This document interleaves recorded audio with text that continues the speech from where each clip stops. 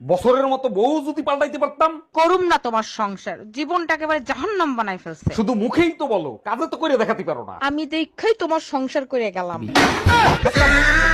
মায়া, আমি সিদ্ধান্ত নিছি নতুন বছরে তোমাকে একটা দামি গিফট উপহার দেব। বলো কি, তাই নাকি? এই কি গিফট দিবা বলো না। এমন গিফট উপহার দেব যা পেলে তোমার সংসারের অর্ধেক কাজ করতে হবে না। সেই গিফটের পরিবর্তে আমি তোমার মেশিনের নাট বল্টু খুলে ফেলবো।